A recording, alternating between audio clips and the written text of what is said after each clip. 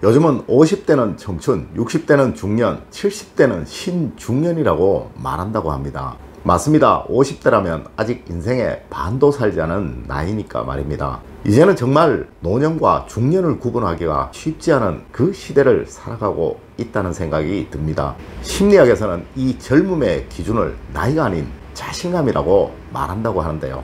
자신이 늙지 않았다는 자신감, 무엇이든 할 수 있다는 자신감이 있으면 아무리 나이가 많아도 청춘이고 이제 이 나이에 라고 손주들 재롱이나 보고 살아야지 라고 생각을 하신다면 노년에 접어들었다고 생각하시면 된다고 말입니다. 사실 심리학에서는 말합니다. 현대를 살아가는 노년들이 여성들의 경우 성형술이 발달하면서 사라져가고 있다고 하고, 남성들의 경우 성기능 강화제가 개발되면서 사라져 가고 있다고 말입니다. 누가 봐도 아가씨 같은 중년 여성들이 많고 아저씨 같은 노년 남성들이 많은 거 사실입니다. 이렇게 젊어지고 있고 노년이 사라져 가고 있는 지금, 말로만 겉모습만 젊다라는 것이 아니라 멋지게 존경받으며 나이를 먹어가야 하지 않을까요? 매력 있는 중년, 멋진 중년이 되는 법 이제 알려드리도록 하겠습니다. 여러분 안녕하세요, 이정재입니다.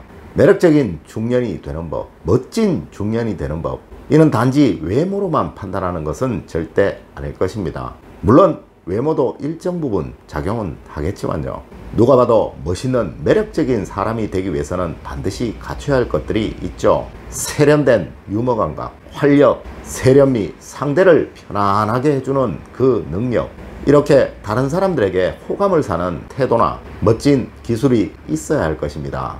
또한 중년은 중년의 멋이 따로 있죠.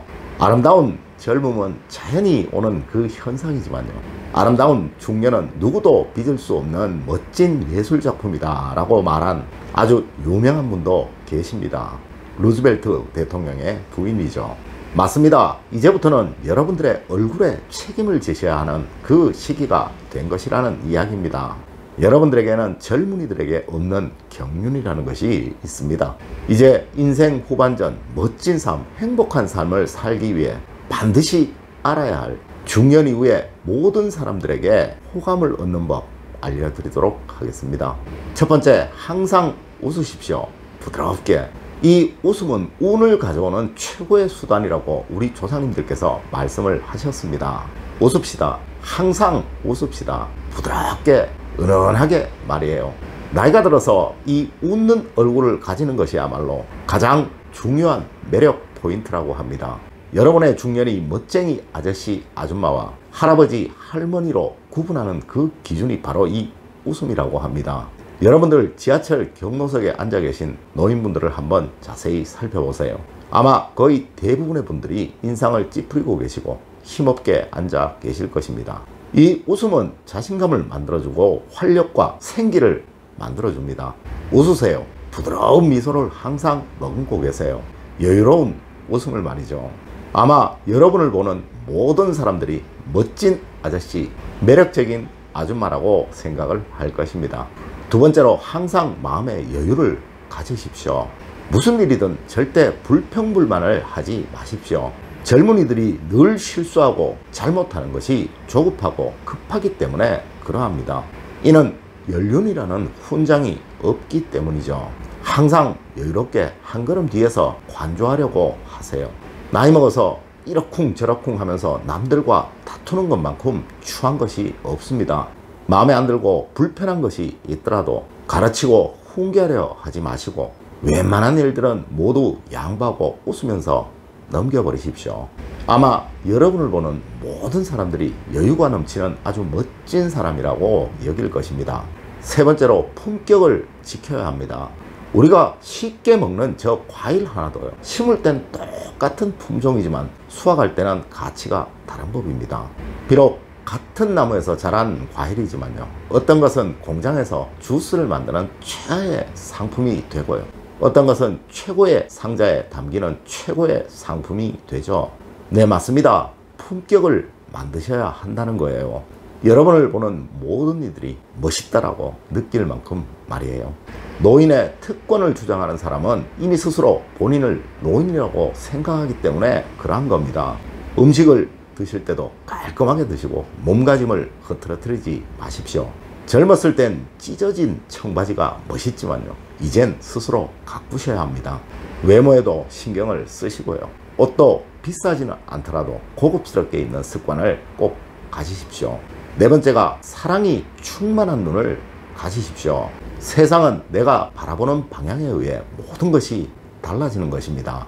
여러분의 마당 항상 사랑으로 가득 채우시고요, 사랑이 충만한 마음으로 또 그러한 눈으로 세상을 바라보려고 하십시오. 사람의 성격은 눈에 의해 만들어집니다. 모든 것을 사랑으로 보시고 선한 눈으로 보십시오.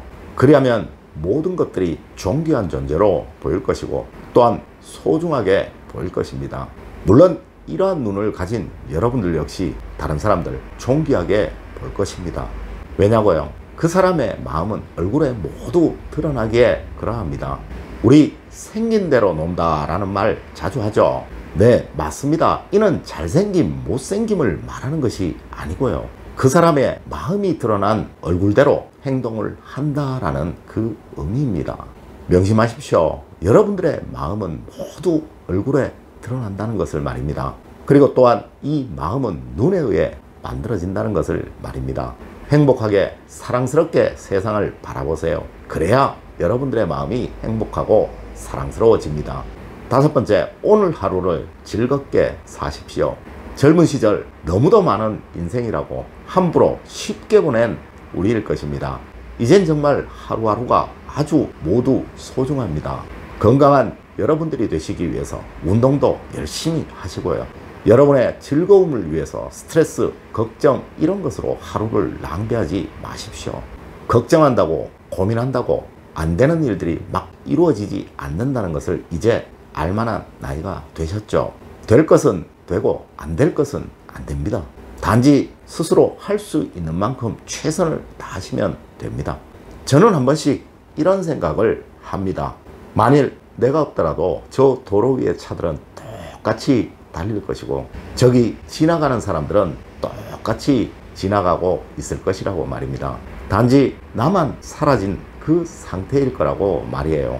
죽음 후의 일들을 생각하면 참 무섭다라는 생각 역시 많이 합니다. 즐기십시오. 오늘 아침에 눈을 뜬 것 그 자체가 축복이고 행복입니다. 하시고 싶으셨던 거 마음껏 하십시오. 최대한 즐겁게 말입니다. 오늘 이 시간은 어제 돌아가셨던 그분이 그렇게 원하셨던 그 시간입니다.